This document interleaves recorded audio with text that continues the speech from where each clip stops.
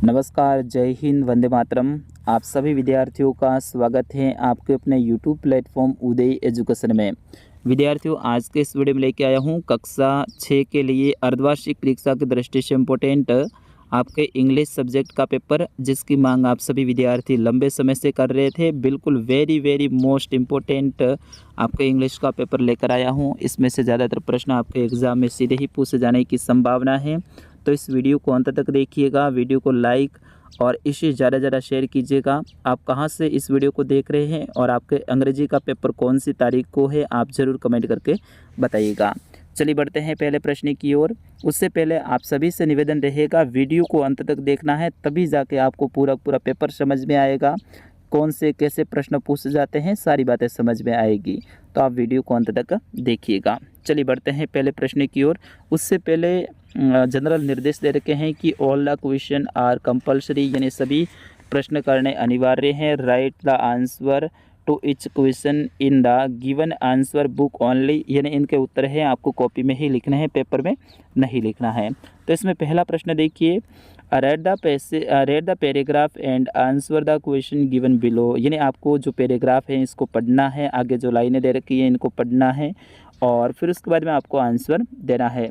विद्यार्थियों, ये पैराग्राफ से संबंधित आंसर देना आपके लिए एक नई बात है, क्योंकि आपने पहले ऐसे आपके जो पेपर में नहीं आता था, तो इसमें आपको है ना पूरे में से पूरे नंबर लाने हैं।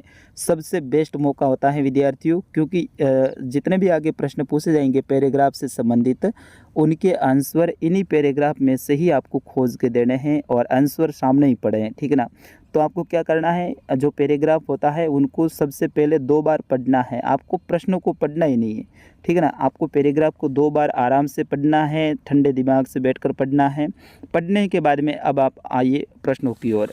तो इसमें पहला प्रश्न है, व्हाट डज राजस्थान हाज, तो राजस्थान के बारे में पूछा गया है।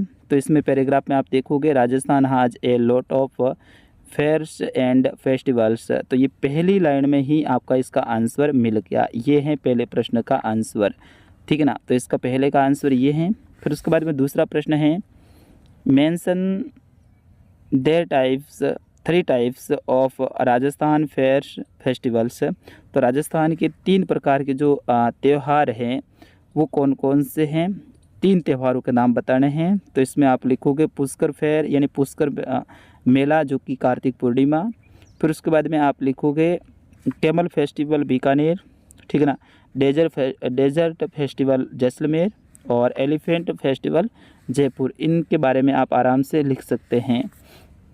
फिर उसके बाद में तीसरा प्रश्न है, when is the Pushkar festival organised, यानी जो पुष्कर फेस्टिवल है वो कब आयोजित होता है। तो इसमें देखिए, the Pushkar fair on Kartik Purnima at Pushkar lake, कहाँ पर आयोजित होता है, पुष्कर लेक में होता है। और कब होता है, कार्तिक पूर्णिमा। तो ये जो तीसरा प्रश्न है इसका आंसर यहाँ से लेकर यहाँ तक है, ठीक है ना।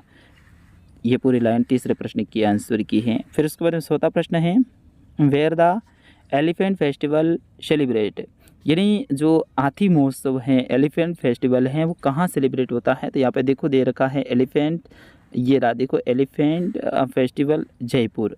तो हाथी महोत्सव है वो जयपुर में आयोजित होता है। तो इसका आंसर बस इतना ही, एलिफेंट फेस्टिवल इन जयपुर। बिल्कुल इजी होता है विद्यार्थियों, मैंने इसीलिए तो कहा है पैराग्राफ को 2 बार पढ़िए। सारे प्रश्नों के उत्तर इसी पैराग्राफ से मिल जाएंगे और आपके जितने नंबर का पैराग्राफ है वो पूरे आंसर हो जाएंगे आराम से। फिर उसके बाद 5वां है, विच फेस्टिवल इज़ ऑर्गेनाइज इन उदयपुर, तो उदयपुर में कौन सा होता है। यहाँ पे देखो मेवाड़ फेस्टिवल उदयपुर, ठीक है। तो यहाँ पे मेवाड़ फेस्टिवल आपको बताना है, ठीक है ना, मेवाड़ फेस्टिवल यहाँ पे आंसर दे रखा है। इस तरह से आप इसमें बताओगे। फिर उसके बाद में दूसरा प्रश्न देखिए, राइट ऑपोजिट्स, यानी इसमें आपको विलोम शब्द लिखने हैं, ठीक है। क्लीन का मतलब क्या होता है, साफ। तो साफ का विलोम क्या होगा, डर्टी, यानी गंदा। तो इसमें आपको लिखना डर्टी की मीनिंग आनी चाहिए आपको। फिर डाउन का मतलब नीचे का उल्टा क्या होगा, ऊपर को अप बोलते हैं, तो यूपी आपको लिखना है अप, ठीक है।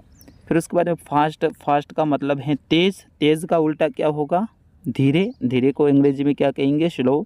तो इसमें आपको स्लो लिखना है।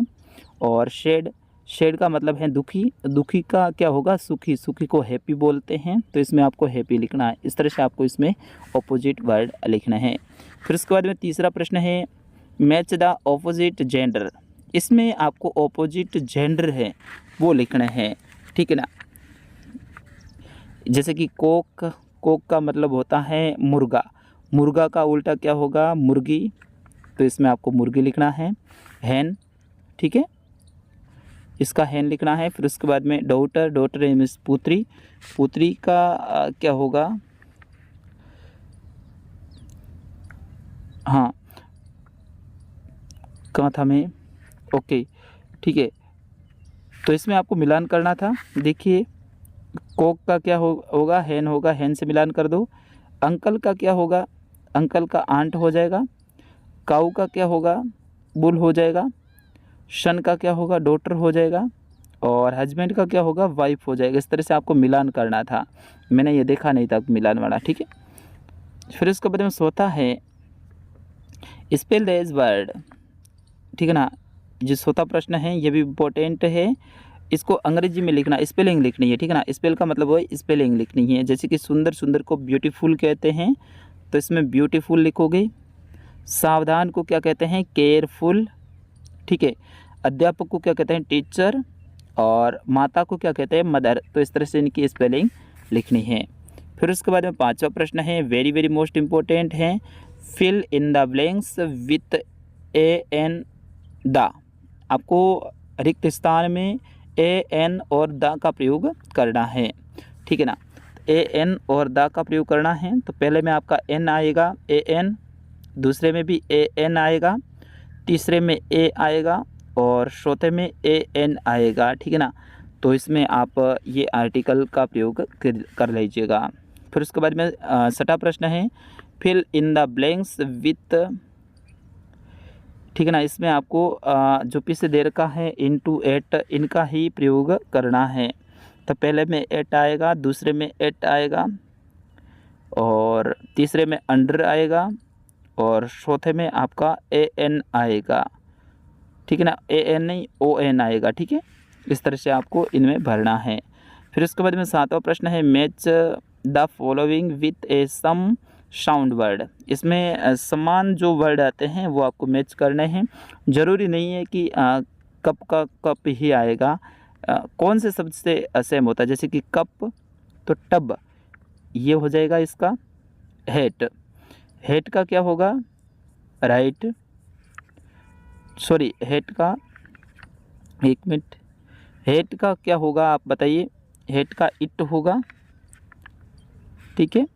लाइट का राइट हो जाएगा, लाइट का राइट हो जाएगा। ग्लास का ग्लास हो जाएगा, बुक का लुक हो जाएगा, और पैरट का कैरट हो जाएगा। इस तरह से आपको इसमें मिलान करना है। फिर उसके बाद में आठवां प्रश्न है, ये भी वेरी वेरी मोस्ट इम्पोर्टेंट है, राइट ए स्टोरी अबाउट। आपको इनमें से एक कहानी स्टोरी लिखनी है। ए हंग्री फॉक्स, एक भूखी लोमड़ी। ए ग्रेडी डॉग्स, एक चालाक कुत्ता। तो इनके बारे में आप लिखिए। फिर उसके बाद में नवा प्रश्न है राइट 5 लाइन्स अबाउट। आपको 5 लाइन इनके बारे में लिखनी है। योर स्कूल, आपके विद्यालय के बारे में। माई स्कूल, फिर उसका स्कूल का नाम लिख दीजिए। माई स्कूल कितनी क्लास तक हैं, और कितने रूम हैं, कितने टीचर हैं, कितने स्टूडेंट हैं। इस तरह से आप 5 लाइन आराम से बना सकते हैं। ये नहीं बनाते हैं तो योर फेवरेट टीचर, तो इनके बारे में आप लिख सकते हैं। हमारे विद्यार्थी अक्सर माई फेवरेट टीचर के ऊपर ही लिखते हैं, क्योंकि उन्हें टीचर बहुत प्रिय होते हैं, और जब भी हम पढ़ाते हैं तो मेरे जितने स्टूडेंट हैं ज़्यादातर मेरे ऊपर ही लिखते हैं। फिर उसके बाद में अगला है write application to your headmaster to issue your TC. आप टीसी के बारे में अपने प्रधानाध्यापक को एक एप्लीकेशन लिखिए। तो ये भी बहुत इम्पोर्टेंट है विद्यार्थियों। कक्षा 6 का ये था पेपर। मैंने पूरा इंग्लिश का पेपर बताया है। आगे सभी सब्जेक्ट के पेपर देखने के लिए आप प्लेलिस्ट में जाइए या फिर वीडियो सेशन में जाइए। मैंने सभी विषय के पेपर अपलोड कर दिए हैं। तो विद्यार्थियों मिलते हैं अगले वीडियो में, तब तक के लिए मुझे अनुमति दीजिए। नमस्कार, जय हिंद, वंदे मातरम।